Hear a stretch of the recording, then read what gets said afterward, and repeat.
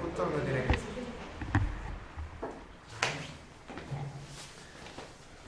Con tu permiso, Rubén. Pues nada, comentaros que seguimos con la última actividad de ya nuestro otoño libertario. Las jornadas de este año están en honor al compañero Pinto, que nos dejó este año y hemos querido rendirle homenaje con todas las actividades que hemos ido desarrollando. Ahí está el cartel, donde no han sido pocas, afortunadamente, este año. Agradecerle tanto a Rubén como al resto de los participantes que casi de manera desinteresada totalmente se han prestado a hacer actividades con nosotros, actividades culturales bastante de crecimiento, tanto para nosotros, yo creo, como para ellos también lo ha sido. Y sin más, pues presentaros aquí al compañero Rubén Uceda, escritor, guionista e ilustrador de un montón de novelas gráficas. Hoy nos va a hacer la presentación de tres de ellas. Una es El corazón del sueño, otra es Atado y bien atado, y la otra es La huerta. Yo me he leído las tres. Si no me lo hubiera leído, pues me hubiera matado, porque he sido yo el que me ha encargado de contactar con él y de traerlo para que estuviera aquí con nosotros.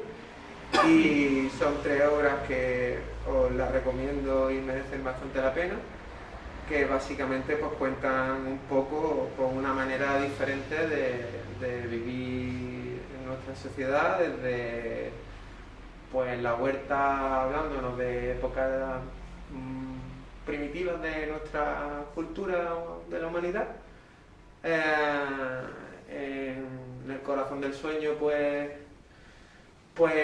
una serie de personajes dentro de lo que viene siendo nuestra historia como sindicato y como organización y como pensamiento revolucionario, y Atado y bien atado, pues como perdimos la guerra, pues nos comimos una transición después de que Franco nos dejara al rey que tenemos, y nos lo dejó atado y bien atado, obviamente.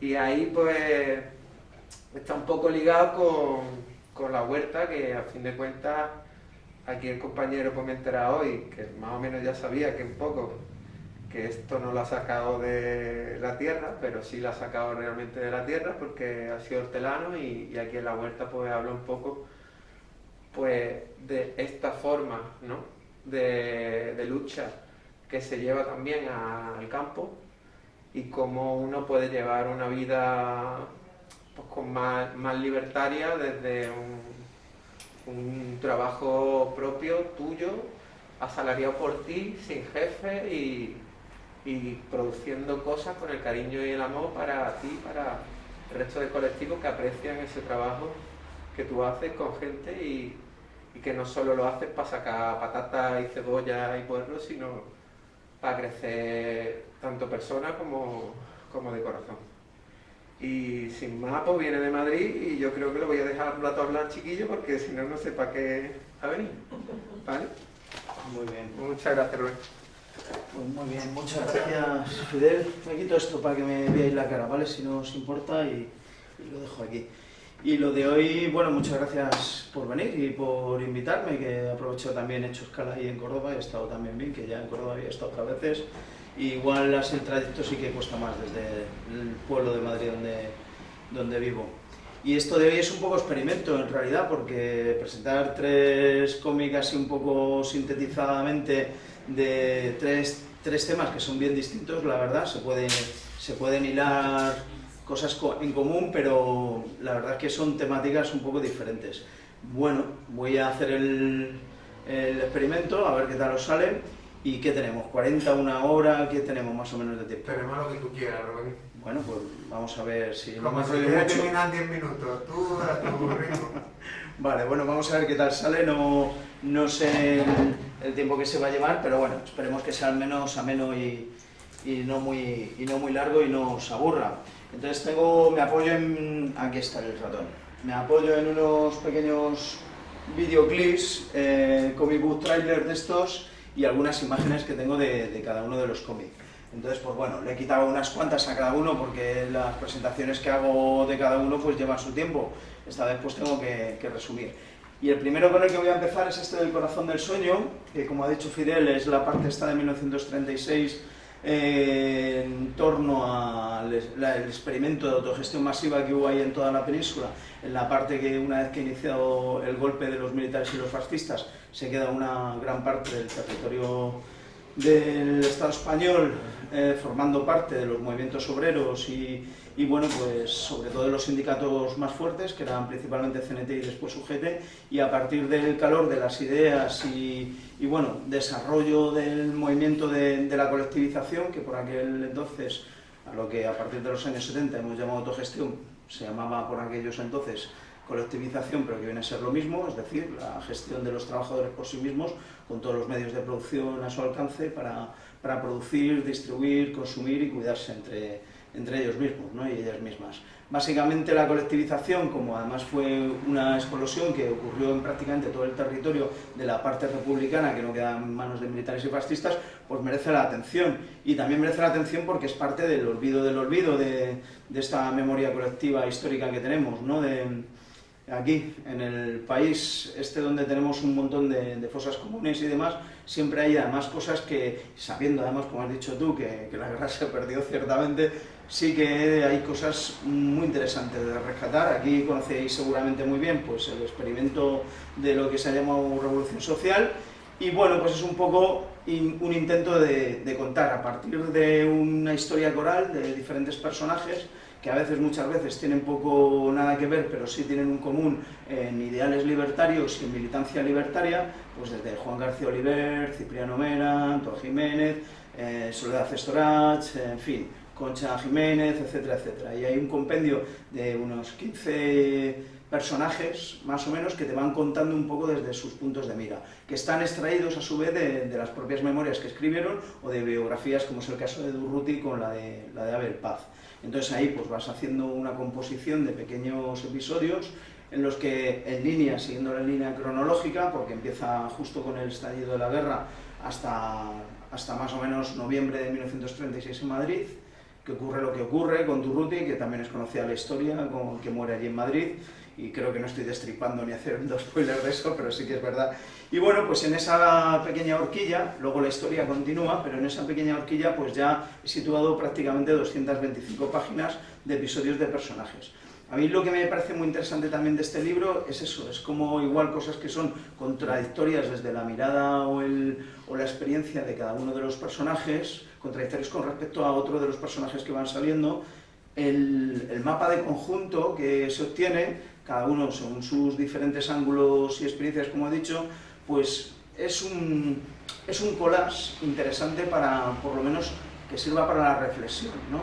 Reflexión de que, bueno, pues había gente que estaba ya incluso dentro de CNT, ¿no? Con ideas libertarias en contra de mantener las milicias asamblearias que había desde un principio y era más propenso a la militarización, por ejemplo, como Cipriano Mera, y tenía sus razones con respecto a otra gente pues que estaba ahí en las columnas, o en la columna de Urrutia y demás, como Antón Jiménez, y que, bueno, pues estaba ahí y cuenta por qué ocurre eso, ¿no? Y por qué además desea que se mantenga y se evite la militarización de las milicias. Por poner esto solamente un ejemplo, y sin enrollarme mucho, pues el Corazón del Sueño sí que atiende mucho a la parte luminosa, en el fondo, ¿no? de todo lo que acontece ahí en esa parte que tenemos también un poco como oscura, ¿no? Mucha sufrimiento, mucha sangre, violencia, joder, es una guerra. Yo para escribir además y hacer un cómic también sobre la guerra, pues no tengo esa experiencia, desde luego. Entonces es una parte de imaginación la que tienes que hacer, una parte de lecturas que tienes que hacer y una parte también un poco de comprensión de las situaciones, pero siempre con una cierta, desde luego, distancia emocional, porque no son cosas que hemos vivido, te lo pueden contar tus abuelos, pero hasta ahí tenemos. Entonces, pues bueno, la parte política sí que es verdad que te interesa poner el foco en todas estas conversaciones y debates que van transcurriendo y las cosas también peliagudas. Pero sobre todo vas descubriendo que también la colectivización pues también te llegan como cosas a veces excesivamente en los libros que hablan sobre colectivización, porque hay una bibliografía extensa y bastante atomizada sobre todo esto de la revolución social en torno al 36-39, te vas encontrando que en las colectivizaciones pues muchas veces la propia gente que hace el ejercicio de memoria o que es invitada a ser entrevistada para hacer ese ejercicio de memoria ve las partes más optimizables, ¿no? Más luminosas y muchas veces pues se calla o digamos tapa las partes más contradictorias, más chungas, más jodidas, que supusieron más conflicto y tal, ¿no? Entonces, entre ver a veces eso o encontrar lecturas que te den pistas en torno a eso, también yo creo que me parece que aporta mucho, ¿no? Y entonces, pues bueno, es un poco la cuestión. Descubrir, por ejemplo, cosas como esta, ¿no? Que en realidad cuando se hacía autogestión no estamos hablando de que montasen una cooperativa simplemente de trabajadores en las que, bueno, pues socializaban sus propios medios de trabajo y el propio centro de trabajo y bueno, se ponían a currar y el beneficio iba para ellos, ¿no? Si es que simplemente cuando hablamos de autogestión, digamos que toda la parte, sobre todo del beneficio, aparte de mejorar su centro de trabajo y mejorar el entorno inmediato, cuando sacaban, por ejemplo, un 15 o un 20% de beneficio porque la producción lo daba, a nivel monetario, digamos, eso normalmente, o casi siempre, lo utilizaban para llevarlo al frente o para utilizarlo para otros recursos que necesitaba la sociedad en conjunto. Es decir, que no se quedaba ni un duro al final en cada centro de trabajo. Y que además la autogestión, pues ya lo sabéis, igual porque mucha gente de aquí pues habréis leído sobre eso, es extensible a la parte del rural, a la parte de la producción agrícola y luego en las colectividades agrícolas, es extensible a lo que ocurrió en las experiencias en hospitales de sangre, en la parte sanitaria, de cuidados y sobre todo en la parte industrial en general, ¿no? En todos los centros de trabajo donde se dio. Hay diferentes modalidades de cómo se colectivizó con sus matices, pero es muy interesante nutrirse un poco de estas experiencias para contarlas. Igual un cómic que pues una manera muy sencilla, una lectura que se os puede antojar fácil, pero viene a contar cosas curiosas que bueno, que también, como son dibujadas, pues tienes ahí un personaje que cuenta sus pequeñas particularidades de la cosa cotidiana en la que, bueno, pues me han herido en el frente, el Simo Querol estaba en la columna de hierro, me acuerdo de este personaje, de los muchos que salen en el cómic, y Simo cuando le hieren, pues se va 3 meses a una colectividad ahí en Valencia, o en Alicante, no me acuerdo, y bueno, pues cuenta y describe cómo es su experiencia, ¿no? Y dice, bueno, pues es que una vez pasada la guerra que sobrevivió, dice, esta fue la parte más potente y maravillosa que me ha ocurrido en la vida, ¿no? El vivir una experiencia en la que todo estaba colectivizado, socializado, en el que, bueno, pues me iba a tomar un café y me lo ponía y no necesitaba pagarlo, es decir, todos aportábamos, y cuando le preguntan por los egoísmos y gente que igual miraba más para sí o que intentaba aprovecharse del trabajo de los demás, pues tiene reflexiones muy interesantes, ¿no? De las cositas cotidianas, de cómo hacían, cómo lo veían, cómo era la mirada, cómo era aquello de coger del montón, ¿no? Todo el dinero que va a un mismo fondo y la gente va cogiendo sus necesidades y cómo también se articula también de manera con ciertos protocolos la cosa de organizar cada uno sus asignaciones económicas en función también de necesidades que tienes como familia o como unidad familiar o como persona individual, ¿no? Bueno, en fin, aquí cada uno con sus personajes y sus experiencias y en cuestiones así de episodios así cotidianos, pues se viene a contar en este cómic, ¿no? Hay muchas otras cosas, porque claro, hay que contar también en un cómic así, pues digamos, los factores ahí puntuales de la historiografía que sí son más conocidos, ¿no?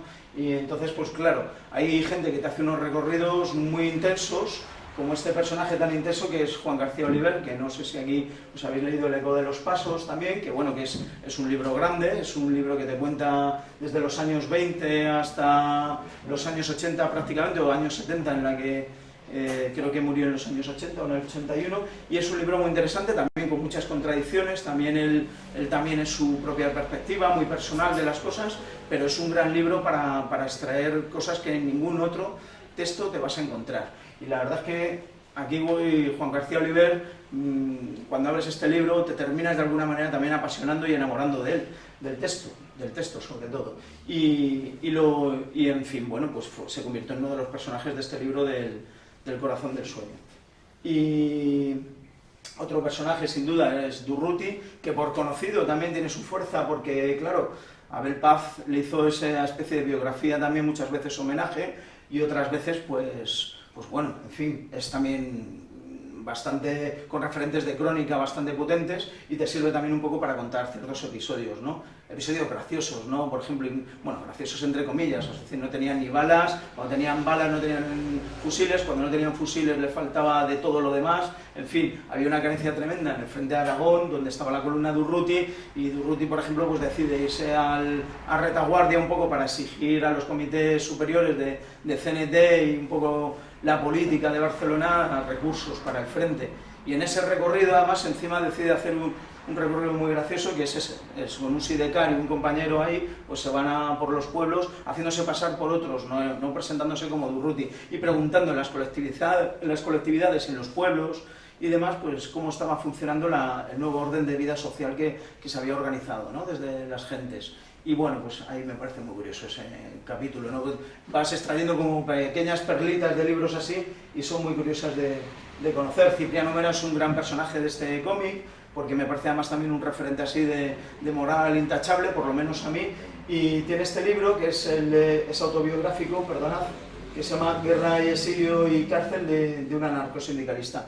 Cipriano Mera también tiene una pequeña biografía que también es interesante de conocer y que también la usé para este cómic, pero bueno, Cipriano Mera así como que tiene ese recorrido que atraviesa todo el cómic y que bueno, que sirve también un poco como a veces para colocar los puntos sobre las is en algunas situaciones. Me parece muy curioso. A mí Cipriano Mera, que es un militante del CNT, que venía del sindicato de albañiles de Madrid y protagonizó ese auge que en Madrid es conocido, ¿no? Que el anarcosindicalismo en Barcelona era potente y en otras partes del territorio, sobre todo del Levante, pero sí que es cierto que en Madrid, por ejemplo, pues el sindicato dominante era el OGT, ¿no?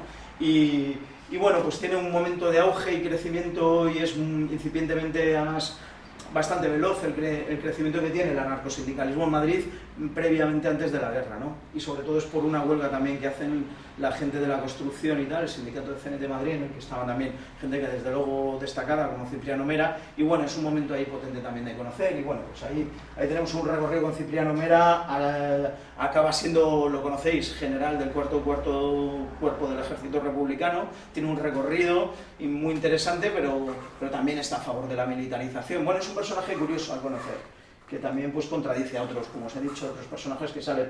Antoine Jiménez, por ejemplo, con este librito del amor, la guerra y la revolución, que casi le obligó su nieta a escribirlo, pues es muy interesante porque él también pues cuenta ahí unas memorias desde alguien muy sencillo y tal, que es pues como el típico militante de base que andaba por ahí, que tampoco tenía unos ciertos ideales un poco vagos, pero cuando empieza y estalla la revolución, participa dentro de la columna de Urruti como el primero, y además es un tipo que hacía sabotajes en el otro lado del frente, en el frente fascista y tal, de los franquistas, y bueno, es muy interesante ver cómo lo cuenta, también sus pasiones, sus ideales, ¿no? Una persona muy sencilla y tal, ¿no? Que no está en grandes comités ni nada, y que también es bonito de contar.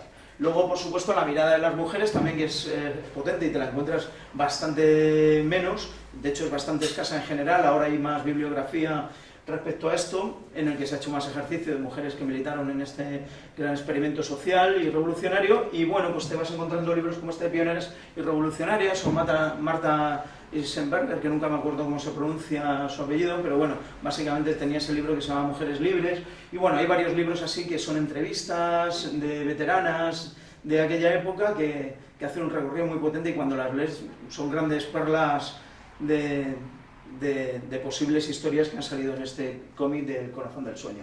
Y a ver, sigo un poquito. Sí, bueno, hay diferentes libros que los he utilizado también, como Los anarquistas de la guerra Euskadi, que en el fondo es una compilación de 3 libros diferentes: La Comuna de San Sebastián, El gobierno vasco de los anarquistas, Bilbao en guerra, y el de Casilda la miliciana, que era la compañera Félix Liquiniano, que también es un militante de CNT muy conocido, que fue el inventor del hacha de la serpiente de ETA, entre otras cosas y tal. Es un tipo así como muy vasco, de chapela grande, que se hizo famoso también, tiene su libro ahí, Chalaparta y demás. Este igual es más famoso en la actualidad por ese libro de Chalaparta y sus memorias actuales, pero tiene un gran recorrido en esta época de la Revolución Social. Y Casilda, que es la compañera, que iban siempre juntos y tal, pues cuenta toda la parte del Frente Norte y cosas ahí, de cuestiones ahí de transformaciones sociales también muy potentes, y siempre también eso, la mirada también de mujeres, que siempre es bastante menos épica muchas veces, y es también interesante de mirar. O libros como este de Miquel Amorós, de Maroto el héroe, para contar en pues aquí en la parte de Granada, la resistencia al Albaicín, por tocar otras partes del territorio, porque muchas veces aquí te fijas en el norte, te fijas en este libro, quiero decir, me fijé en el norte, me fijé mucho en Cataluña, en la parte del centro con Madrid y tal, y Levante, y digo, y Andalucía, por favor, no, se me está quedando, encima de que estoy en Málaga, pues qué contaros. Intenté luego al final buscar, como iba un libro que parece que no acabas nunca y siempre vas encontrando y que tienes la sensación de decir que tienes que buscarle un final, ¿no?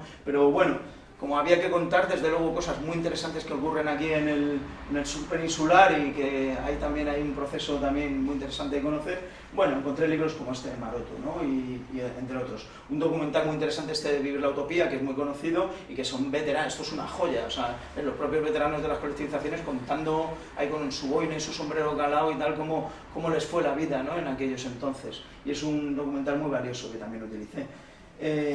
Bueno, libros sobre las colectividades, esto ya lo he mencionado, Campo Libre, Colectividades Libertarias en Castilla, que en Castilla son muy poco conocidas, había infinidad de colectividades de CNT, de UGT y de CNT con UGT, o sea, aunque UGT siempre ha negado que ha hecho algún experimento autogestionario en su vida, pero bueno, ahí está, ¿no? La historia no... Ahí están los datos y la memoria colectiva para contradecir eso. Sin embargo, bueno, pues también uso periódicos y trabajo en hemeroteca. Este cómic tiene ya unos años, 7 años creo, o algo así, más o menos, o 8. Y bueno, utilicé mucho para meterle como de anexos entre capítulos y capítulos, cosas y curiosidades que iba encontrando de hemeroteca y que las digitalicé y las depuré y las incluso tuve que redibujarlas algunas y tal, como este recortable que se vendía en los kioscos de Barcelona, de la columna de Urruti y cosas así que me hacían mucha gracia y las iba metiendo un poco contextualizadas cronológicamente, ¿no? En la lectura del libro. O recreaciones que me ayudaron un poco para hacer el libro, estas fotos de la toma de las Atarazanas en Barcelona, ¿no? Con los guardias de asalto que bueno, pues cuando los caballos caen porque les están disparando les sirven luego de barricadas, aunque esta foto es un poco de pose, pero está muy bien porque bueno, luego hay gente que en recreaciones históricas pues la ha puesto en su lugar donde estaba, ahí en Barcelona, y luego te sirve pues para recrear tu viñeta aquí, ¿no? En la que están sucediendo las cosas y haces la recreación en cómic.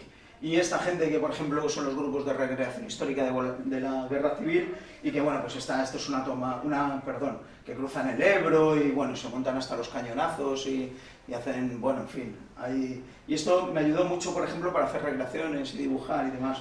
Estos grupos ahí se toman muy en serio ser milicianos o ser del Ejército Popular Republicano. ¿Eso cuándo se hace, perdón? ¿Cuándo se Esta hace? es lo de cruzar el Ebro. Sí, sí, hacen esas recreaciones y lo hacen. ¿Cómo se llamaba? El pueblo donde lo están haciendo normalmente. No me acuerdo, pero tú entras en los grupos de recreación histórica de la Guerra Civil y hay varios. Yo conocía a la gente del Frente de Madrid y tal, a algunos de ellos, y luego les conocí y hacen algunas, o sea, por Guadalajara, por diversos sitios. Y luego, pues esta de Cruz del Ebro es como la más masiva donde acuden todos los grupos recreacionistas de la Guerra Civil y la lían parda con todos los medios. Pues ha habido hasta tanquetas, pues pasa una avioneta tirando petardos ahí al río y bueno, salía... Y claro, eso pues para recrear la guerra pues viene fenomenal. Las fotografías de los grafitis, en fin, que te sirven luego para hacer grafitis en tus viñetas, pequeñas cosas que vas buscando, o yo mismo así como los directores de cine guay que va a buscar los exteriores de la peli, ¿no? Y se va a los maizales del Ebro ahí, en Pinar del Ebro, donde estaba el frente, la columna de Durruti, te metes ahí un poco para buscar entre los maizales y los brillos del agua del Ebro, pues una historia en la que está Simone Weil ahí, que está en la columna, esta filósofa libertaria de la época que estuvo en la columna de Urruti y que es muy interesante y le hago un capítulo de recreación a ella y tal, y bueno, pues estuve ahí con estas cositas y aquí veis ahí la página más o menos de ello. O te vas aquí, por ejemplo, a esta calle de Poblesec de Barcelona. A ver, no lo he sacado, bueno, pues os la cuento. Pensaba que, es que como he quitado muchas fotos para hacer ahí más corta la presentación por esto. Bueno, aquí hay un autobús de turismo táctica ahí en Barcelona que hizo un recorrido de la revolución social en Barcelona y era muy interesante, me llevaba a la casa de Jover, donde se juntaban pues en fin, el Durruti, en fin, se juntaban todos, el Juan García Oliver y el Lascaso y demás, y eso, incluso abajo donde guardaban las tanquetas, los explosivos, las 4 ametralladoras que tenían, los fusiles ametralladores, y de ahí de esas tanquetas y de esa casa, que ahora es, me parece que es una tienda de lotería abajo ahora y algo así y tal, pero bueno, que la casa está ahí intacta y te imaginas perfectamente porque de los 3 arcos estos de la casa salían ahí un montón de material, que es donde tenían escondidos un montón de armas, que tampoco es que tuviesen muchas, hasta que tomaron las atarazanas y el cuartel de San Andreu, pero bueno, de lo poco que tenían, lo tenían entre otras cosas en sitios así, y el edificio está ahí, bueno, ahora ya os digo que es una tienda de loterías, pero sirve bien para recrear, hay más viñetas de estas y mejores, pero bueno, bueno, esta también de arriba, y para recrear esos momentos previos y demás. Bueno, antes de pasar al siguiente cómic, y os pongo un pequeño vídeo, ya como hace años que no lo veo. Dura 3 minutos y es sobre este cómic y pasamos al siguiente. Pues esto va en plan frenesí. 3 cómics en uno, esto sí que es un súper experimento. Menuda me habéis liado hoy, ¿eh? A ver, venga, pongo esto.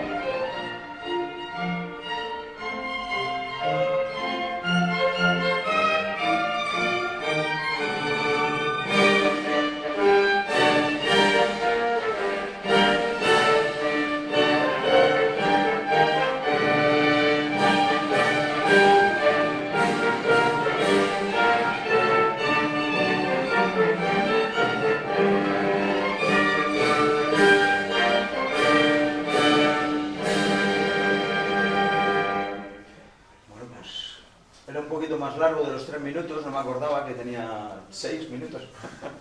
Bueno, no sé, es como todo videoclip así, pues os abre las páginas un poco del cómic ahí para que tengáis ahí un poco la referencia de lo que es por dentro.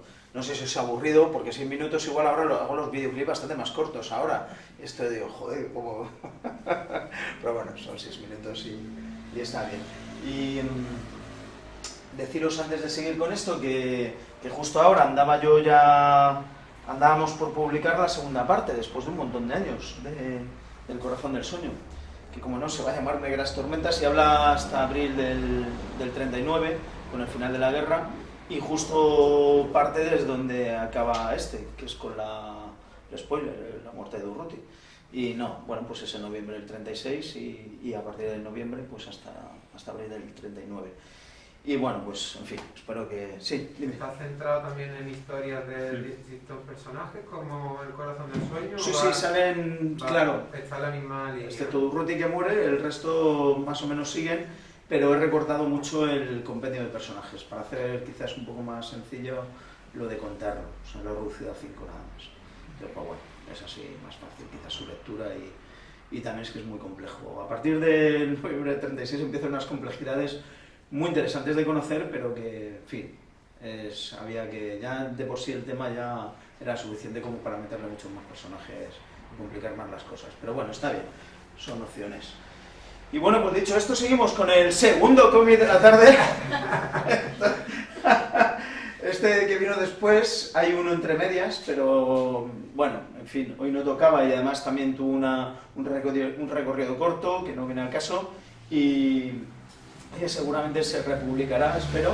Y mientras tanto os cuento que ha tenido bastante, digamos, éxito, recorrido y acogida, que es de la versión que es una enmienda de la totalidad a una enmienda de la totalidad de la narrativa clásica de la transición del régimen franquista a la democracia parlamentaria. Es decir, mediante historias de personas que son militantes en general, o sea que de diferentes movimientos. Sí, bueno, empiezo aquí. Es que más o menos no sé cómo contar porque es una historia que tengo yo ahí también montado el cómo contarla, pero bueno, tengo que contarla de manera un poquito más breve. Entonces, básicamente, pues, en fin, son gentes que participan de activistas en diferentes movimientos. Están los más incipientes en los años 70, como es los ecologismos y los feminismos, y hay otros muy potentes que quizás son los mayores y más importantes de la época de la transición, que es el movimiento obrero y el movimiento vecinal, ¿no? Y entonces, pues bueno, contado desde esas perspectivas y con otros tantos personajes que están en la cárcel, presos comunes, no solo políticos, en fin, hay un compendio muy diferente de gentes que pues viven huelgas, en fin, pues voy haciendo también esta vez, igual que el cómic anterior que os he dicho, pues el hilo cronológico de contaros desde 1964 a 1981, con el 23F, la transición a través de sus miradas. Y es un poco el mismo juego de puzzles y mapas, de cosas que se pueden contradecir unos y otros, o que bueno, que más bien son vivencias diferentes. Y entonces eso da ese collage histórico que igual puede aportar de esa manera diferencial pues cosas con el valor de por lo menos romper las narrativas únicas, ¿no? Porque no hay una sola manera de contar nada. Y también a veces la historiografía tiende a eso, a la narrativa única de un proceso o una horquilla histórica. Y a mí, como me gusta mucho eso, nunca me lo he creído, ni siquiera para ir a incendios forestales y que luego vuelves después de un incendio forestal y somos 15 y en 15 incendios forestales solamente unas horas después y dices, ¿cómo es esto? Si habíamos estado juntas. No, bueno, pues en fin, tú imagínate, te vas ahí 40 años atrás, 80 años atrás y encima tiras de memorias, pues bueno, pues te encuentras esas mismas situaciones. Y así creo que es interesante contar también, o por lo menos son mis opciones de contar la parte esta de las historias, ¿no? Sobre todo no vividas, porque yo ahí, pues en la transición me parece que tendría 5 o 6 años, en esos momentos, más o menos es el recorrido de mis años ahí, y tampoco yo estaba ahí nada más que viviendo mi niñez, o sea que, en fin, a mí me lo han contado, me ha servido también para entablar un diálogo con la gente que sí que ha vivido cosas interesantes y episodios que quería contar, que eso también a mí me ha enriquecido muchísimo, también incluso desde luego mis propios padres y como otra muchísima gente. También hay mucha lectura, hay mucha imagen, hay mucho documental, hay bastantes textos interesantes y puedes tirar de ellos y hacerte una rica y nutrida novela gráfica de la transición alternativa a esa narrativa única, ¿no? Porque esto de atado y bien atado, sabéis que lo dijo Franco, atado y bien atado era la cosa de que, bueno, pues yo cuando ya me voy a morir, y además encima los franquistas, viendo que la iba a cascar el viejo, pues empezaron justo antes, en el tardofranquismo, pues a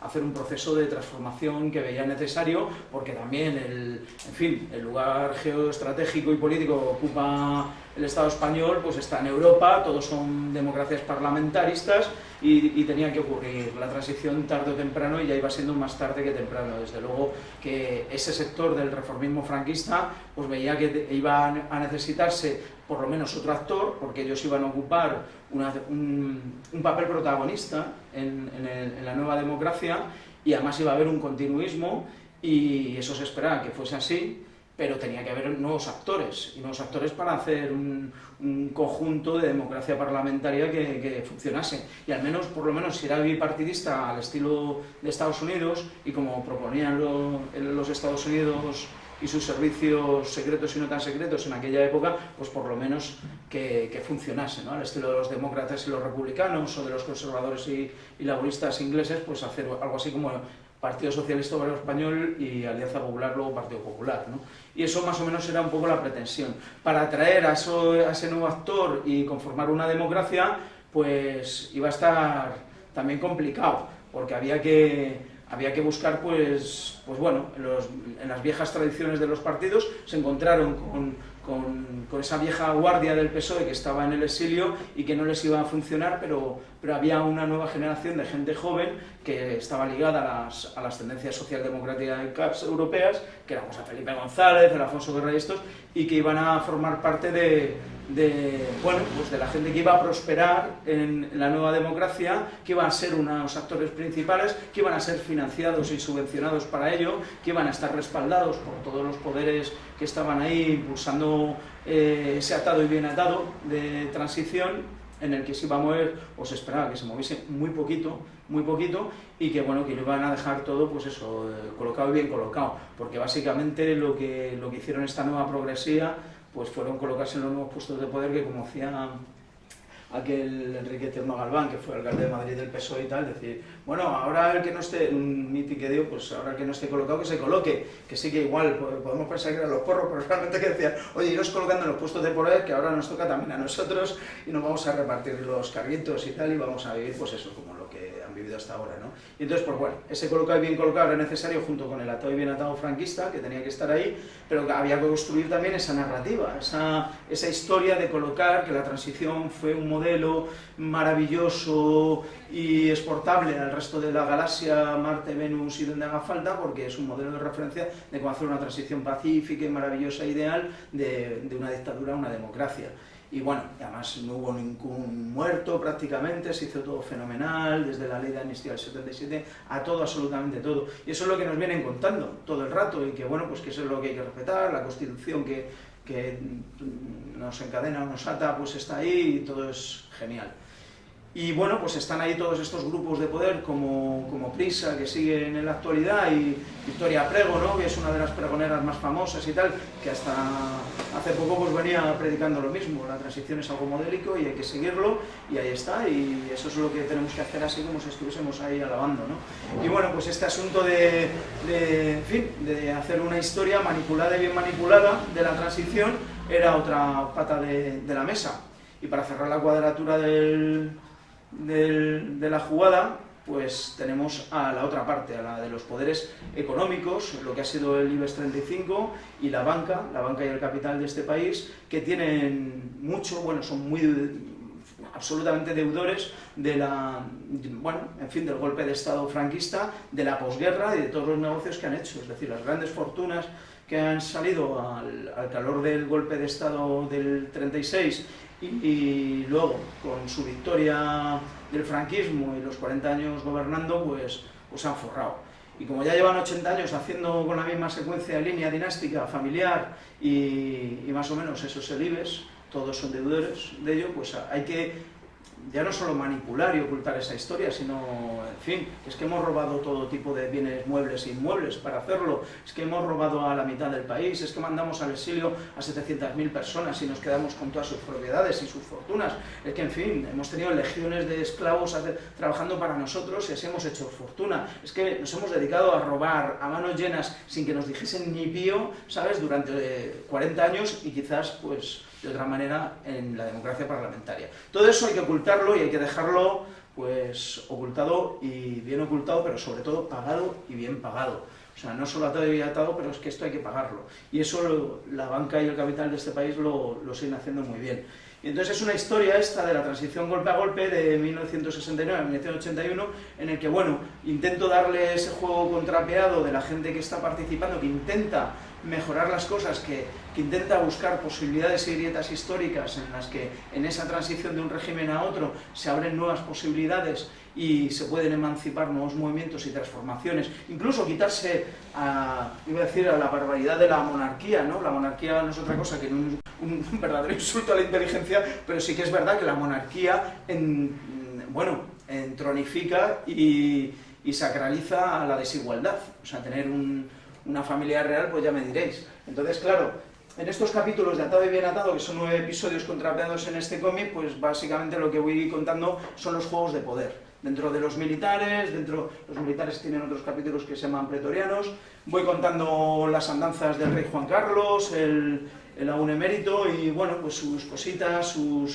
los políticos, desde Carrillo a Felipe, a todos los que van desfilando por ahí, Suárez por supuestísimo, y bueno, como proponen lo de la Constitución, el referéndum de la Constitución, en fin, voy un poco tratando esto, y cómo están detrás también los servicios secretos, los fontaneros del Estado, trabajando fuertemente para que todo salga atado y bien atado, y trabajan fuerte, bien, intensamente, y además lo hacen mucho en ciertos restaurantes como este de Madrid que les retrato, con el de la foto que está con el emérito ahí, cenando todos los verdaderos protagonistas dentro de las élites de la transición, que son todos estos de los servicios secretos del Estado. Y esta es una foto del ABC que me parece muy curiosa, y digo, joder, si esto sí que se hicieron la transición, su transición, ¿no? Y esto no sale nunca en ninguna propaganda de la transición, pero sí que es verdad que hay libros de los propios militares y los servicios secretos que son entrevistados y lo cuentan todas las operaciones, Operación Diana, Operación Promesa, todo lo que hacían para montar la transición, quiénes iban a ser los protagonistas, el dinero que había que darle a Felipe y a los suyos, todo contado ahí, que dices, pero bueno, sí que está aquí todo, ¿sabes? O sea que entonces los coges y los cuentas. Y básicamente tampoco hay que hacer una gran labor de investigación, es simplemente buscar. Y luego, pues bueno, pues ya empieza pues en el 74 con Salvador Puig-Chantí, en el 1000, en fin, a la huelga, sabéis el proceso, intentaré ser más breve, el proceso de gran intensificación industrial que ocurre en toda la zona europea y por supuesto también en España, y que bueno, pues en fin, esa intensificación de creación de fábricas y centros de trabajo industriales en todas las zonas, pues tienes que generar, o sea, se generaba a partir de mano de obra barata, sobre todo en España, y con gente traída del campo, en el que bueno, pues se desprecia la cultura y cosmovisión rural a base de decirles que bueno, que la promesa de una vida mejor siempre estará en las ciudades, aunque sea trabajando y viviendo en arrabales y trabajando de mala manera. Lo que no se esperan aquí, en ese proceso, es la gran conflictividad que se da, y se dan sucesos y procesos de huelgas constantes que se extienden como machas de aceite y que, bueno, pues que afectan a comarcas enteras, en las que al final todos los sectores, servicios, etcétera, etcétera, pues se declaran en huelga por mimetización, por solidaridad, porque afectan a todos, porque se entiende que las reivindicaciones son similares, y bueno, pues en fin, pues esto ocurre constantemente a partir de la muerte de Franco, sobre todo en noviembre del 75, pues en enero del 76, esta oleada de huelgas constantes pues está sucediéndose. Y además lo más importante, además de esto, es que se ganan. La mayor parte de ellas, o casi todas, se ganan. O sea, son golpes a la patronal, uno detrás de otro. Igual el capitalismo español no estaba tan estructurado, desde luego, como en nuestros días, ni tenía tantas herramientas, ni tantos comités, ni etcétera, etcétera, etcétera. Es verdad que les pilló quizás más más desnudos en algunos aspectos, y sobre todo también es que la potencialidad de las huelgas y del movimiento obrero era muy masivo y muy popular. Entonces, pues tenemos estas características. Es verdad que también hay una devaluación de la economía, y es verdad que cuando se ganan puntos salariales y te suben el salario, prácticamente con eso no tienes para comer casi el mes siguiente, porque aunque te hayan subido tal, como hay una devaluación, y entonces esa carestía de la vida pues llevaba a estar en continua brega y lucha, ¿no? Bueno, es muy interesante de conocer esto, y se cuenta también en este cómic. Luego de partes más culturales, como esto, en fin, de los festivales y esa parte cultural, y en fin, aquí tenemos a la Bordeta cantando lo suyo, y salen, bueno, en fin, hay multitud de capítulos, y sería más largo de contar esto del Papus, del atentado del Papus y con los fachas. Y bueno, en fin, hay muchos capítulos, hay un varieté, os he cogido algunos. En la parte libertaria, bueno, hay también un proceso de involución en las expectativas y las ilusiones por ver que es posible cambiar las cosas y por lo menos cargarse la monarquía, al menos, que mínimo. Pero la gente va viendo que hay una... Esto los historiógrafos lo cuentan como el desencanto, ¿no?, de la época de la transición. Ese desencanto y tal, lo único que lo rompe es el movimiento libertario a partir de la legalización del CNT y demás. Pues bueno, pues está ahí ese resurgir en el que, al calor de esa fuerza, ese nuevo movimiento, que no es nuevo, pero en ese momento pues resurge y toma más características populares, incluso de una afiliación desbaratada pero incipiente y muy creciente y muy numerosa. Pues bueno, hace cosas como esto del festival del Parque Güell y del Saló Diana y tal, con los debates en Barcelona, y que bajan desde los chavales de los institutos, los gays por primera vez salen a la calle. O sea, ¿os acordáis del fascismo, el franquismo y la ocultación de todo? Pues, o sea, en fin, y salen ahí, pues hay un documental, el de Ocaña, que es maravilloso contando esto. Hay muchísimas imágenes de este festival, y bueno, es una explosión cultural muy interesante también. Esto del movimiento libertario además tiene, bueno, hay episodios también ciertamente bastante luminosos, que a mí me gustan mucho, como estas pequeñas experiencias, y a veces no tan pequeñas, o por lo menos desde luego son interesantes, de las comunidades y las comunas y pequeñas colectividades convivenciales y tal, pero que también a veces son... bueno, abarcan lo productivo y los cuidados, y también experimentación de otro tipo de relaciones, en la sexualidad, en los afectos y tal, que bueno, que también viene también un poco de esa cultura de los años 70, que venía del calor de Estados Unidos, de Europa, de tal, y que se ha cogido aquí, y que también, pues bueno, claro, yo que sé, cuando te han sofocado moralmente muchísimo, pues tiene esta explosión interesante en las comunas urbanas y rurales de los años 70, ¿no?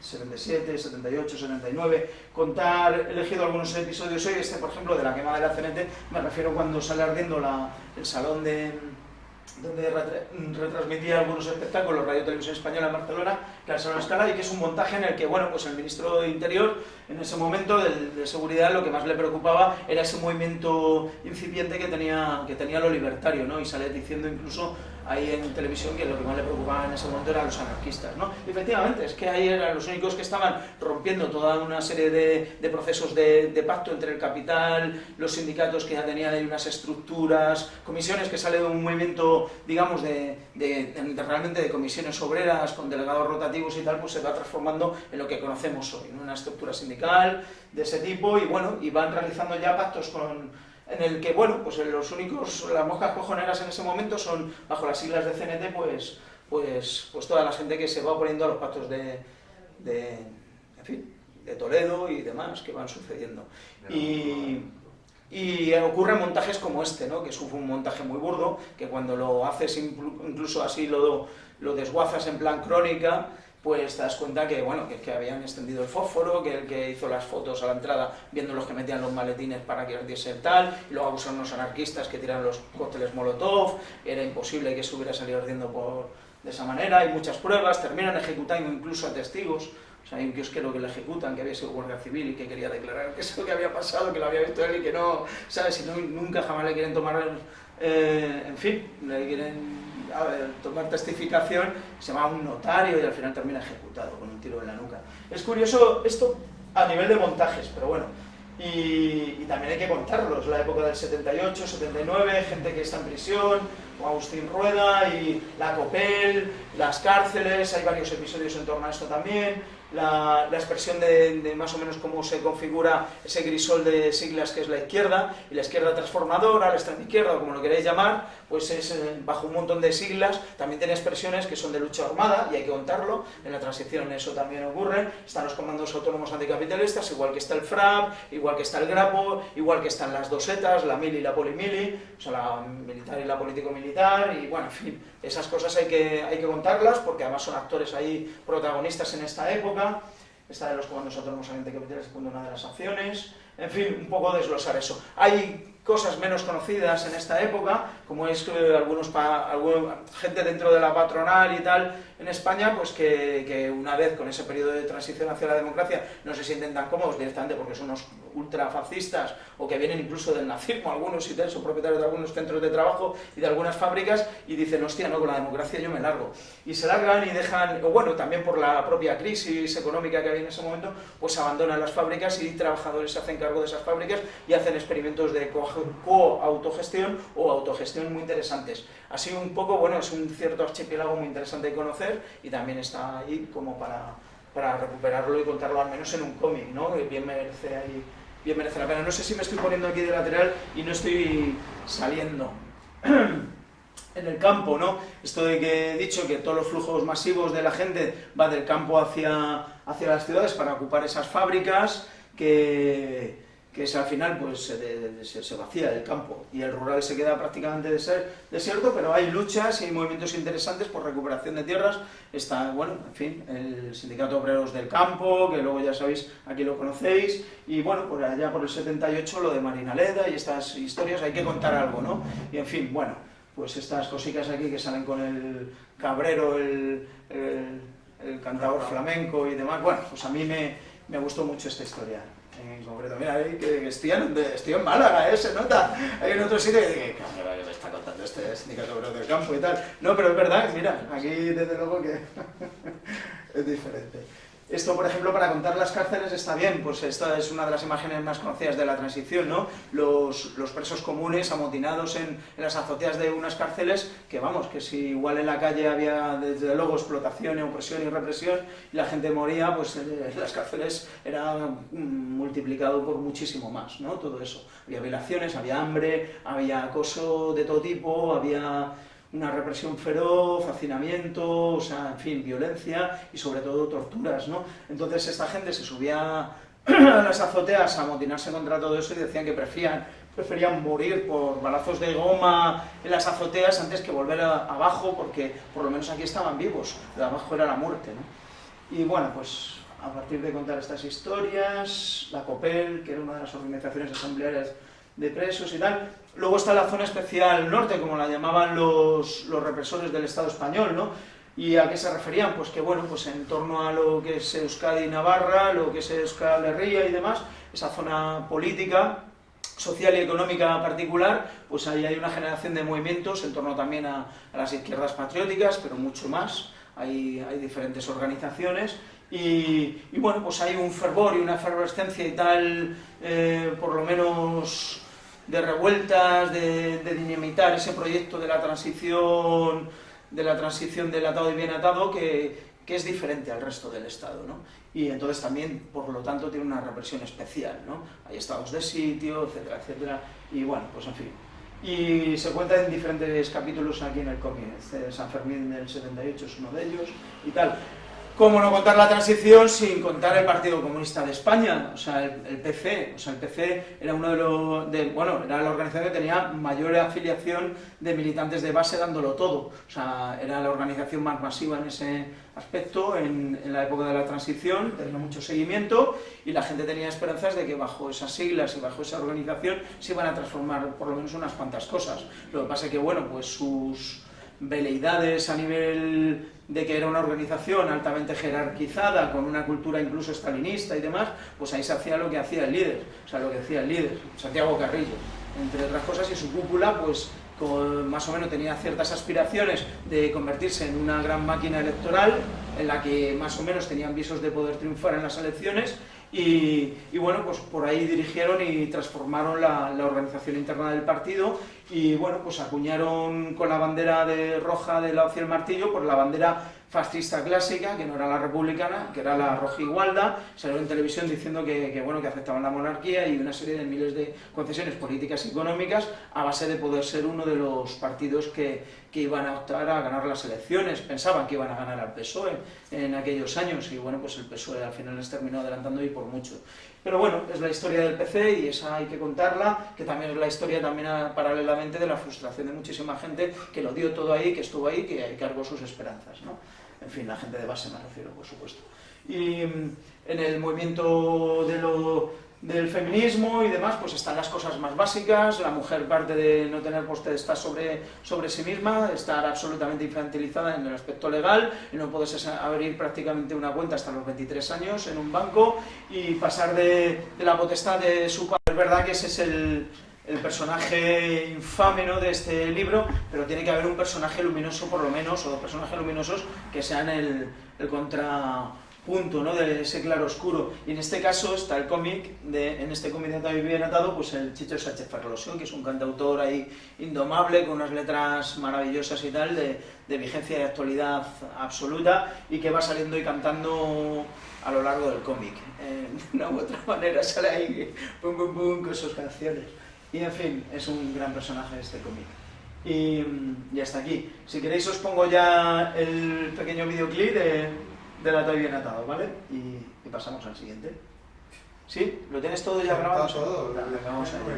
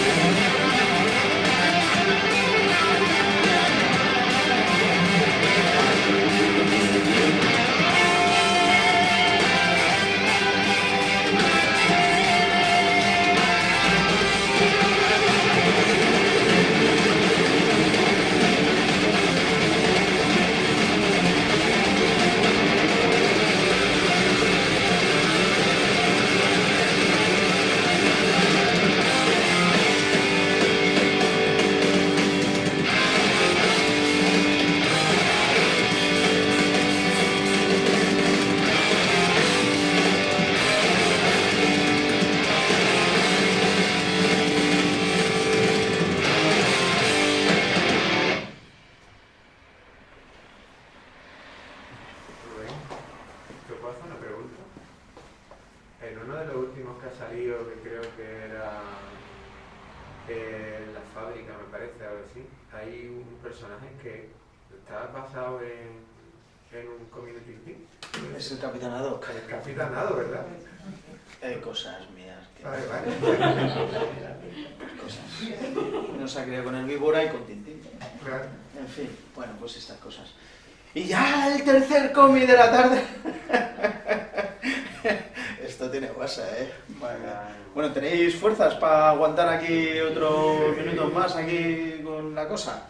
Muy bien. Pues es este. Vale, este sí que es el último, aunque tiene ya para 2 años. Y bueno, pues este de la huerta y el origen de las cosas. A ver, ¿qué contamos aquí? A ver si tengo aquí unas... Bueno, en fin. A ver si... Vale, esto lo que vengo a contar es la conjunción de lo que fue un proyecto en el que estuve yo metido entre el 2000 y el 2006, más o menos, que bueno, pues se nos ocurrió a unos cuantos, había una cosa que se llamaba grupos autogestionados de consumo en Madrid, y a partir de ahí, y su proceso de, en fin, de bajón que tuvo en el 98-99, pues tomamos el testigo, un grupo más o menos numeroso de gente, de intentar hacer un modelo a partir de ahí en el que unificásemos la producción, la distribución y el consumo, generando espacios asamblearios y anticapitalistas, que en el que el objetivo no iba a ser desde luego el lucro, sino, bueno, el hacernos soberanos alimentariamente dentro de los colectivos de los movimientos sociales madrileños y extensible a muchos otros, por supuesto. Y hacer una apuesta movimental en Madrid, porque por aquel entonces en aquel Madrid lo de irte a cultivar al campo pues es una cosa de hippies, en general no tenía ningún cero aprecio, ¿no? Pero sí que es verdad que era una cuestión así de intentar aportar debate a partir de una práctica real en la que íbamos a proponer a un montón de colectivos que se hiciesen consumidores de unas tierras que íbamos a ser, que íbamos a colectivizar entre los propios consumidores y los que íbamos a estar ahí currando, y que además iba a estar la distribución incluida, no iba a haber ningún intermediario externo a eso. Íbamos a gestionar y íbamos a decir lo que queríamos producir y cultivar. Y entonces, pues bueno, era un poco ahí el experimento, le llamamos así como agricultura anticapitalista, luego nos aportaron otros compas que vinieron con el concepto más general y digamos diverso y, en fin, de la agroecología, y lo incorporamos, y aquel experimento se nos ocurrió llamarle así un poco de medio guasa, bajo el asfalto está la huerta, y luego pues de ahí nacieron otros tantos nombres como Surca Surco, que yo estuve ahí muy metido en eso también, y bueno, pues eran asambleas a veces de 100 personas que se hacían un poquito, no teníamos muchas herramientas de facilitación para hacer fáciles las asambleas muchas veces en la toma de decisiones, y nos aturullamos, nos bloqueamos muchas veces, o eran un poquito como cansinas. Entonces, claro, la cosa de hacer pequeños grupos diferentes nos ayudó muchísimo para poder, en fin, seguir respirando, creciendo como un movimiento, y bueno, pues así fue surgiendo un movimiento muy curioso de ecología social, de agroecología, de producción, consumo y distribución, en fin, y hasta nuestros días. ¿En qué ha generado esto? Pues en que lleva la cosa 22 años, que va a cumplir ya, en el que ha habido mucho proceso de diferentes colectivos atendiendo un poco a este tipo de prácticas, y cada uno le ha dado su color. O sea, en ese archipiélago cada uno ahí ha tomado sus formas, sus maneras, pero atendiendo a esto de lo que podemos considerar la autogestión de una producción agrícola, ¿no? Y como formas de consumo y producción alternativas. Entonces, bueno, hay diferentes versiones de cómo se ha ido haciendo a lo largo de 20 años, pues imaginaros, hay muchos colectivos que han desaparecido, otros que han nacido, y un poco pues más o menos a partir de aquello. Ahora bien, digo, ostras, después del libro de la transición tenía que tomar algún tema así potente para estar 2 o 3 años quizás escribiendo y dibujando un tema que no se te descuelgue, porque en cómic muchas veces, como no te apasione mucho el tema, se cae al suelo, y eso, pues quedarte a la mitad, con la mitad de páginas, pues es, para que me entendáis, tiene que ser temas que te toquen mucho. Y como yo estuve de agricultor y para mí fue el proyecto de mi vida, pues bueno, de la conjunción de esa pasión de aquellos años y esta pasión comunicadora que tengo ahora mediante las viñetas y las historietas y el cómic en tal, pues bueno, de esa conjunción, digo, ostras, pues algo bueno puede llegar a salir, ¿no? Vamos a contar la huerta y este tipo de movimiento vivo y hacemos un poco de memoria e historia de algo que sí que está sucediendo, ¿no? Y que también con una mirada un poquito medio larga, ¿no? De distancia de 20 años, y que sirva también para entablar diálogo con mucha gente que hemos estado ahí, conmigo mismo y con otra gente que ha estado ahí y con gente que está ahora, ¿no? En estos procesos y en estos colectivos, ¿no? de autogestión agroecológica. Y bueno, pues era también una experiencia que a mí me ha sabido muy rica y que también ha sido un proceso también de conocimiento de lo que estamos haciendo y de lo que se hace ahora también, ¿no? Y bueno, pues he inventado 3 personajes de ficción que están ahí en la huerta trabajando y otros tantos o más que están en los grupos de consumo de una ciudad, ¿no? Y bueno, pues donde se ubica la huerta es un pueblo más o menos de ficción, pero todos los personajes que salen de ficción son referencias y mejunjes y sofritos de muchas experiencias también personales y de otra gente, ¿no? Anécdotas más o menos graciosas, porque hay un recopilatorio ahí de anécdotas, pues en fin, que intentas también además contarlas y que le da también un cierto barniz de humor, sobre todo en un cómic que también pues atiende a conflictos vividos, porque cuando haces estos proyectos también que son muy vivenciales, que trabajas de igual con la gente, que bueno, que son espacios no clásicos desde luego y que rompen con algunas cosas así que nos determinan en los códigos comunes que conocemos del mundo del trabajo, ¿no? Y aquí que estoy en un sindicato pues lo puedo decir, o sea, yo llevo ahora 16 años de asalariado y bueno, pues ¿qué vas a reivindicar? Pues mejoras salariales, mejoras de condiciones, mejoras de equipamiento, en fin, y en eso estás en esas bregas, en esas luchas y en esas... Pero claro, cuando estás en espacios en los que tú te autogeneras con tus propios compas y tal, las historias son diferentes y los códigos y bueno, y los procesos son diferentes y atiendes a otras cosas. Generalmente incluso no atiendes tanto a cobrar más o menos dinero, si incluso tampoco es que cobras nunca, ni siquiera cobras una pasta, no, es que cobras muchas veces muy poquito, pero te sientes compensado de otras maneras. Está ahí la pasión que le metes, es verdad que muchas veces una crítica también a las cooperativas, eso de la autoexplotación, ¿no? Es decir, joder, con esto de la ilusión al final lo que se hace es autoexplotarte, ¿no? Y reventarte, al final también ganan más o menos los de siempre, ¿no? Que es una crítica que siempre más o menos ha atravesado estas iniciativas. Pero es verdad que también tiene su valor, ¿no? Cuando estás generando espacios no solo capitalistas, en el que el sentido y el objetivo no es el lucro, como en el sistema capitalista, pues es verdad que te generas otras formas y dinámicas de relación. Y entonces también esperas otras cosas y sientes otras gratificaciones que no solamente el salario. Esto es un poco la apuesta de estas experiencias. Y bueno, y también porque estás también en proyectos que tienen un valor de transformación, o por lo menos se entiende así, ¿no? En el que, bueno, si entendemos que consumir y producir alimentos es un acto cultural y político, entendemos que como acto cultural y político que es también, es una forma o lugar en el que se puede habitar el mundo y a partir de ahí transformarlo también si se pretende, ¿no? Dándole otros rangos de posibilidad. Y bueno, pues esa intención de movimiento, esa intención política es un poco la que partía ahí, y con esas intensidades y potencias. Y yo creo que todo eso bien merecía por lo menos un tebeíto. O sea que ahí está la cosa de la huerta y el origen de las cosas. En fin, básicamente, os cuento así en breve 3 elementos así potentes que son muy ilusionantes y que han servido de referencia en este movimiento. Uno de ellos es... A ver... ¿Qué diapositiva he puesto? Bueno, esto es los nombres de un montón de colectivos que han salido tal. Uno de ellos es uno de ellos es el que ya he contado, que ya no lo voy a contar porque cuando hago estas presentaciones y tal, cuento el de la autogestión masiva de 36 al 39, en el que, bueno, pues hay experiencias también, desde luego, productivas en lo agrícola que son muy interesantes de reconocer y que también nos han emocionado mucho, ¿no? A mucha gente. Y luego, eso es uno de los factores así potentes, ¿no? También que tenemos de referencia cuando hacemos o participamos en estos proyectos, por lo menos una parte de la gente que estamos en ellos o que hemos estado, ¿no? Y otras son, pues esto, los referentes. Es que he puesto esta diapositiva y no venía a cuento porque no era lo que tenía que poner, pero bueno, ahí lo pongo, el Estado español. En el fondo, sí, ¿no? Pero no era lo que quería decir, en realidad lo que quería poner, otras diapositivas, que no sé si les he puesto, a ver, espérate, igual están en las siguientes. No me ha dado para ponerlas, como lo he hecho de aquella manera.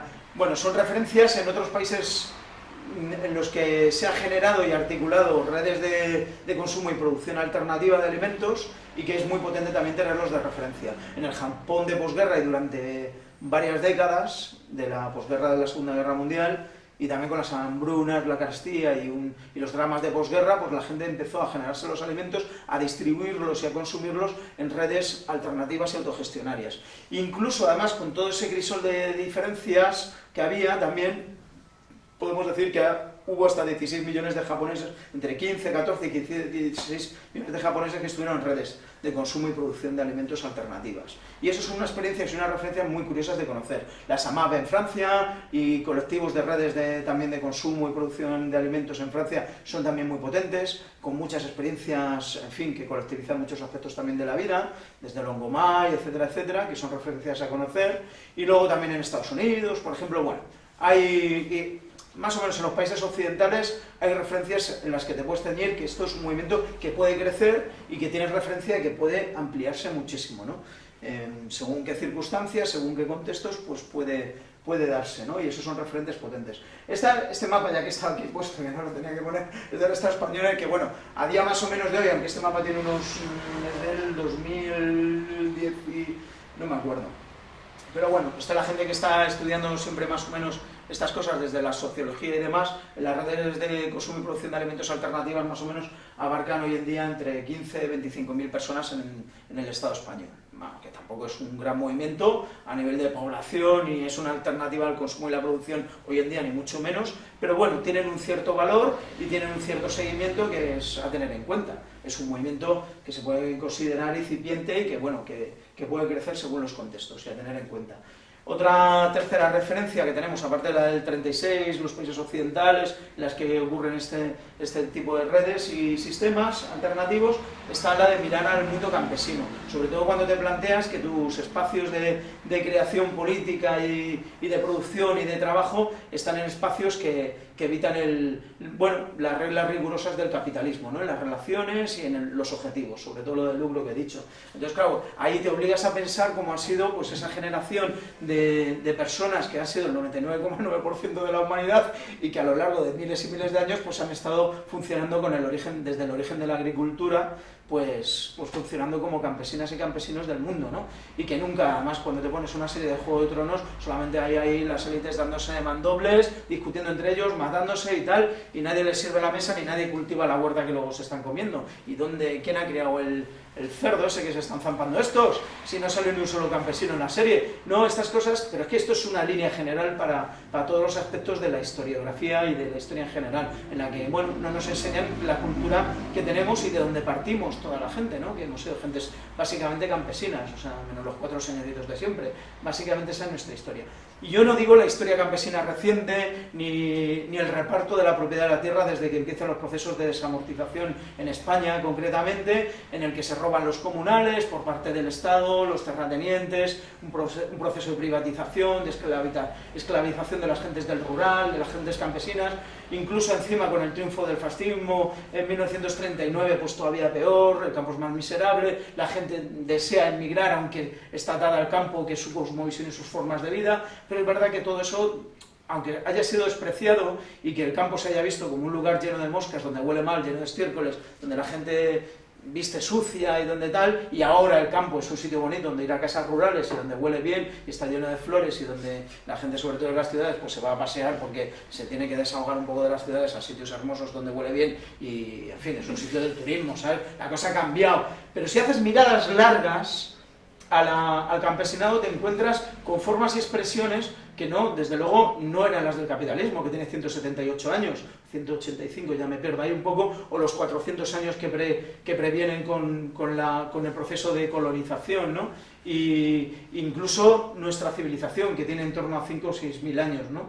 La civilización del Estado, el patriarcado y la guerra. Entonces, sí que es verdad que las sociedades más igualitarias, indígenas, campesinas y tal, que han poblado siempre el mundo y que han sido la gran infinita mayoría que han poblado la superficie del mundo que conocemos y que habitamos, pues ahora que son pequeños archipiélagos minoritarios, porque ahora vivimos en las sociedades de la dominación, del capitalismo, de todo esto que acabo de decir, y que son minoritarias, pero que han sido mayoritarias hasta prácticamente 1700, me parece que la cosa gira, según los que han estudiado esto, en torno al 1780 o algo así, ¿no? En la que, bueno, empieza a ser tan igual las sociedades igualitarias como las de dominación de nuestra civilización.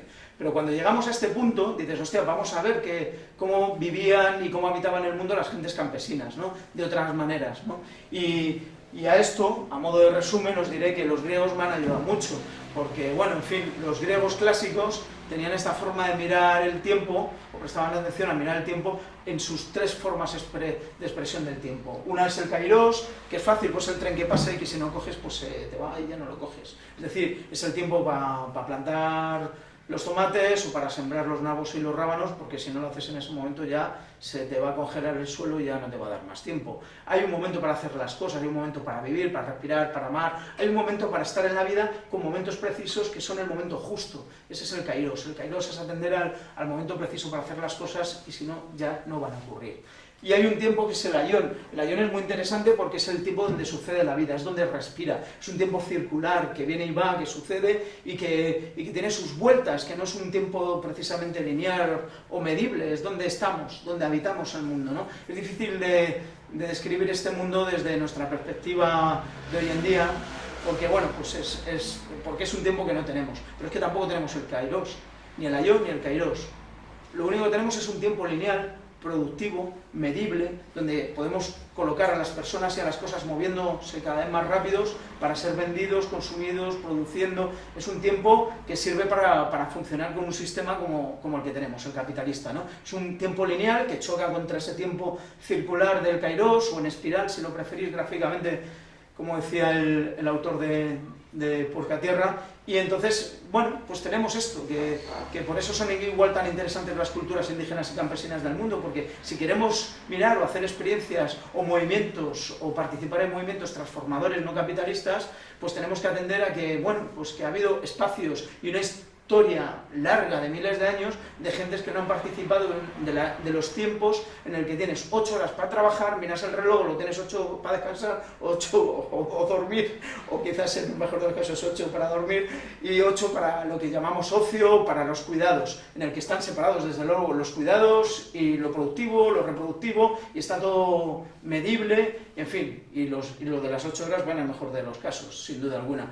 Entonces, pues bueno, ese tiempo que vivimos, que es el único que conoce nuestra civilización, porque ha borrado los otros dos, es el del cronos, es el tiempo medible, el de los relojes. Y bueno, pues por lo menos sirve de inspiración para tenerlo de referencia y mirar a los mundos campesinos. Cuando haces agricultura y tus referencias las has perdido en la familia y te has puesto a hacer agricultura y autogestión y tal, y las referencias, como digo, son los libros, porque nos hemos hecho mucha gente agricultores a partir de lecturas de agricultura y cosas que hemos ido estudiando y luego compartiendo y que nos han enseñado también otra gente que sabía, pero a posterior. En fin, nuestra fuerza ha venido de leer libros muchas veces, pues es un poquito así, suena cutre decirlo, pero bueno, en fin, también cuando vamos a los pueblos y miramos a hacer agricultura, pues miras a la gente más mayor que te puede aportar cosas interesantes y que tiene experiencias que algo te cuentan. Pero también lo hacemos con unas, en fin, con una imaginería un poquito a veces naif o un poco, digamos, infantilizada en torno a esos procesos que vienen de las lecturas fáciles de gente que venimos de la ciudad, ¿no? Y que dice, bueno, es que en el campo va a ser todo ideal y no sé qué y tal. Esta cosa de ahora cuando nos paseamos en las ciudades igual huele todo bien, la casa rural y todo eso, pues eso también lo llevamos. Aunque vayamos a transformar el mundo en el campo, pues te encuentras ahí un poco que tus imaginarios son un poco fantásticos o obedecen más a unos mitos creados que no son los reales. Pero es muy interesante porque también conoces a gente muy potente y te mueves. Y bueno, en fin, en ese contraste y en ese lidio de la práctica y de la cosa cotidiana, pues lo que te vayas encontrando. Y esto es básicamente lo que viene a contar la huerta y el origen de las cosas. ¿El por qué el origen de las cosas? Se lo cuento brevemente, que se me ha ido la cosita. Es porque también, bueno, en el pueblo donde están hay una lucha que yo vivía ahí también en un pueblo, en Piedralaves, donde he vivido 8 años, y que evitaron que se cargasen el comunal de Robles para montar unos campos de golf y una especie de complejo turístico y tal. Y fue una lucha ahí de pueblo vecinal muy interesante que la cuento también en el cómic.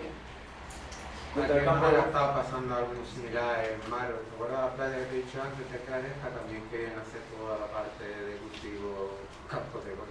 Sí. Bueno, es que aquí en Málaga son luchas continuas. Pues el origen de las cosas, y con esto más o menos ahí os cuento casi la tercera parte esta que tiene el cómic. Es el tercera parte, pues está lo del campo de golf, está lo del colectivo agroecológico, como lo cuento, que es el eje principal del cómic, y luego está esto de, que es el origen de las cosas, es un libro que abre una de las que está trabajando en la huerta, y que cuando va en el autobús o cuando está en algún momento dado del cómic y tal, pues decide abrirlo y se pone a leerlo. Y es una cosa que a mí siempre me ha rondado la cabeza, que es cuál es el origen de la agricultura, cuál es el origen de las sociedades de dominación. La agricultura nos lleva, como nos han contado otras veces, a eliminar la parte de cazadores-recolectores, a hacernos sedentarios y a dominarnos y a crear estados, dominaciones, patriarcados, o no es así. Bueno, creo que hoy en día ya tenemos suficientes datos y conocimiento, ensayos y trabajos científicos como para decir que eso no es así en absoluto, y que también nos han estado colando un montón de narrativas que no obedecen a ninguna cosa que, en fin, en la que se base en nada. Entonces, pues bueno, es interesante reconocerlos. Hay un ensayo muy potente que escribió Ramón Fernández Durán y Luis González Reyes, que es un tocho de libro en 2 partes y que se llama La espiral de la energía. Y bueno, pues es una crónica densa de nuestra civilización de los últimos 6.000 años, en las que recorre y poniendo el foco en las fuentes de energía en la que se ha basado esta civilización nuestra, y que ahora más o menos está situada absolutamente en las fuentes de energía de los combustibles fósiles, y sobre todo básicamente ahora mismo en la del petróleo, y que bueno, pues que nos cuenta ahí pues ese origen de las sociedades de dominación, de la agricultura, y que vengo a ilustrar en este cómic también. Pues son preocupaciones muy mías, y además también le daba un poquito de enjundia al TVO ahí, que a mí me gustaba contar y me ha gustado, o sea, especialmente. Y bueno, para no súper enrollarme más, yo creo que ya vamos a ir acabando, ¿no? Porque, en fin, aunque haya bebido agua, ¿sabéis? O sea, ya es como un poquito de por demás, ¿no? O sea, ¿qué tal lo lleváis? O sea, ¿cuánto llevo ya? 1 hora y media por lo menos aquí charrando, pues, sí, dando el mega chapón 3 cómic, o sea... Y todavía te queda la ronda de preguntas. Y la ronda de preguntas. Esta gente de Málaga... Atención, ¿eh? Sí, eso es verdad.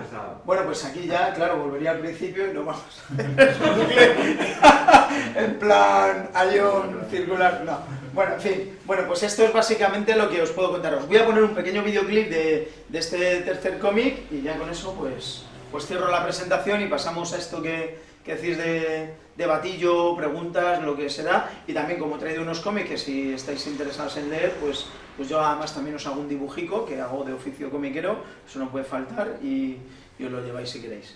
Y bueno, pues ahí va, la huerta y el origen de las cosas.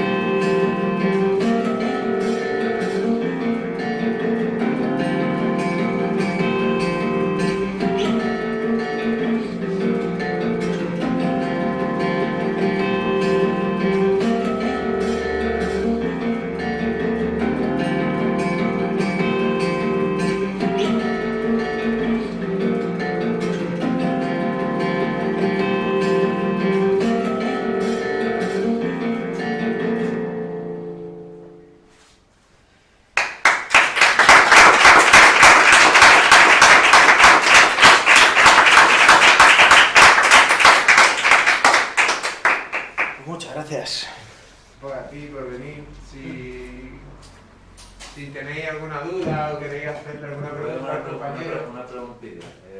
¿Te han propuesto hacer cómic en vídeo, vamos, en animación? ¿Alguno de tus cómics o no? Bueno, siempre todo el mundo te propone cosas así de todo tipo, pues, o sea, a la gente le apetece que cuentes su historia si es potente y la gente que estamos en cómics siempre te llueven un montón de propuestas así. Yo creo que sí, alguna vez me han hecho alguna cosa así, pero bueno, sí, eso lo dices porque te han gustado los vídeos. No, porque siempre son interesantes. Sí. El tema de animación es complejo y es otro mundo. Y ya el trabajo lo que han hecho prácticamente para hacer posible un proyecto de este tipo, ¿no? Pues siempre es interesante, si veo alguna propuesta, pero claro, tendría que ser en equipo, ¿no? Yo creo que eso ya de la animación son cosas más de equipo. Aquí yo esto casi me lo hago yo solo. Ahora tengo un cómic que es en la segunda parte de este, es con un dibujante. Es la única vez que he hecho algo con alguien de momento. Espero que siga habiendo colaboraciones, pero vamos, es una cosa bastante... En fin, un cómic son mucha gente, o sea, lo haces con mucha gente en realidad, porque hablas con mucha gente te da consejos, gente que te corrige el cómic, gente que te ayuda, en fin, al final es algo colaborativo, pero el grueso de momento del trabajo viene recayendo en mí, así que bueno, eso es. Yo te quería preguntar, aunque ya lo has comentado bastante, ¿qué fuentes históricas, historiográficas, consultas o te basas sobre todo para los que hablan de historia más contemporánea y esto? Pues mira, yo lo suelo poner siempre al final porque me gusta, o sea, si miráis las últimas páginas, ahí pongo todas las referencias bibliográficas, incluso hasta podcasts de yo qué sé, ¿sabes? De un colega que tiene una radio y me ha parecido interesante porque entrevistó a tal persona y a partir de eso leo un episodio, o sea, y en fin. Y yo creo que también es interesante y importante decir que cuando te metes en un cómic, o sea, estás contando una pequeña parte de lo que te has metido para el cuerpo, ¿no? Y para la cabeza. O sea, que te has leído ahí pues memorias, biografías, ensayos, ¿no? Porque te gusta, porque te apasiona el tema y al final, pues a lo largo de los años dices, ostras, igual bien merece la pena que haga un cómic y vas con cierta seguridad pero igual son procesos largos, ¿eh? O sea, igual con el de la transición como con este del 36 y al final incluso tienes tanto material que ya es una cuestión de seleccionar, o sea que, en fin, y extraer esto que os decía de las perlitas y tal. Pero no sé si quieres cosas más concretas que te diga o... Bueno, si quieres mencionar alguno en especial que tú... Yo veo que has puesto ahí de Victoria Prego, has puesto los documentales de la transición, estos famosos, ¿no? Esos son una joya de imágenes. Yo veo que lo has puesto ahí alguna imagen, imagino yo, bueno, no sé si quieres decir algo tú. Bueno, en el de la transición no sé si hay alguno especialmente que quiera destacar, o sea, eso es verdad, porque hay algunos que dices, bueno, es que he cogido de aquí y de allá. A mí me pareció curioso, por lo menos un par de tochos que me metí de entrevistas a militares, eso yo no lo hubiera leído yo jamás en la vida, ¿sabes? O sea, militares y espías, fontaneros y tal, y digo, ¿qué hago yo leyendo esta cosa? Pero es verdad que luego te enganchaba, decía, están locos, están contando esto. Y además encima hasta parece que se ríen, diciendo, era muy gracioso, comíamos en aquel restaurante, nos juntamos y nos poníamos a comer marisco y pedíamos los embutidos y otro tal y no sé qué, y ahí mientras tanto íbamos tomando nota de, bueno, vamos a ver quién va a formar parte del partido de Suárez, ¿sabes? De la UCD, y entonces vamos a hacer las listas, era la operación... bueno, en fin, a todo le ponían nombres de operaciones y tal, ¿no? Entonces, esa era la operación Promesa, por ejemplo, ¿no? Entonces, bueno, a ver, ¿quiénes son las promesas de tal y quién va a formar tal? Pues mete a uno que controle de petróleo, así, que tenga contacto, no sé qué. Bueno, pero es que si metes a ese tienes que meter a uno de Opus, que no sé qué. Bueno, apunta, venga, y hace, y te cuenta. Eso lo tienes ahí. Te lo cuenta, digo, y vamos a pagarle el encuentro que tuvo el Felipe González y el Guerra ahí en Suresnes y tal, y pagado de, venga, sí, vamos a poner porque interesa y tal. Todo eso te lo cuentan los fontaneros del Estado a día de hoy, en libros, están ahí.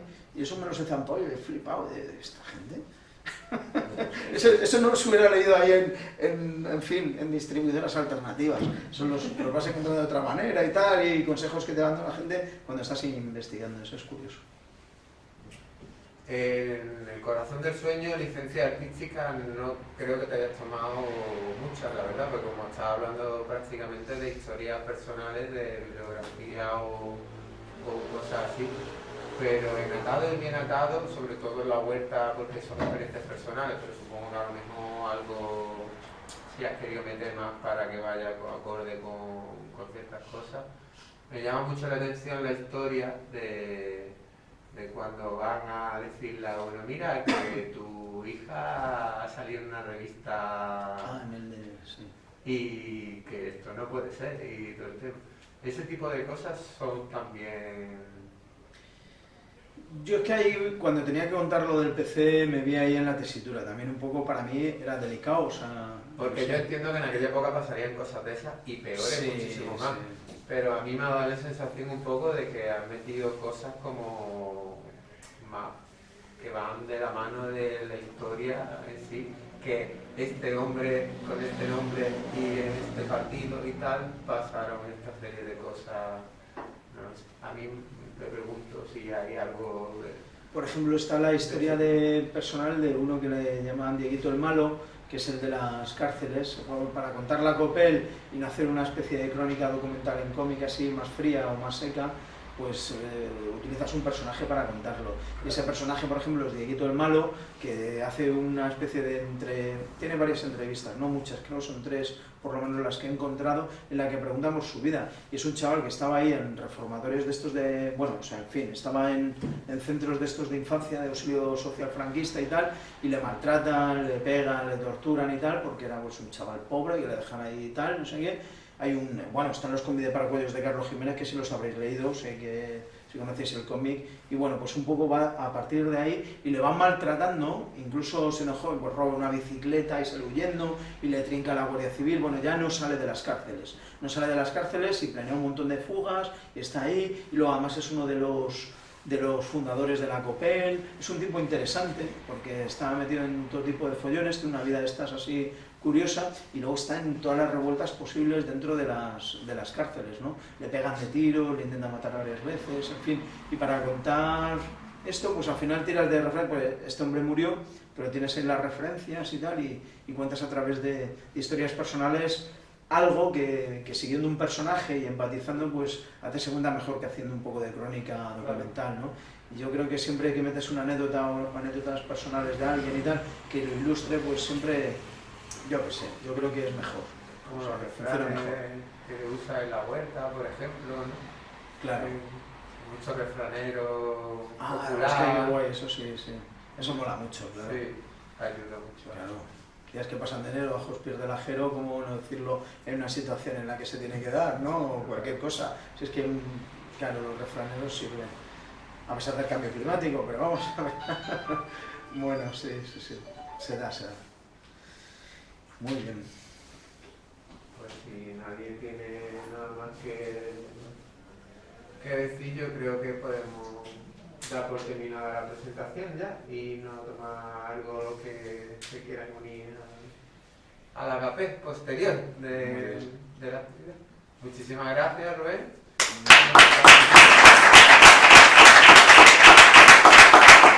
Y quien quiera un dibujito con uno de los novelas de la gráfica que hay, pues ahí tenéis al compañero.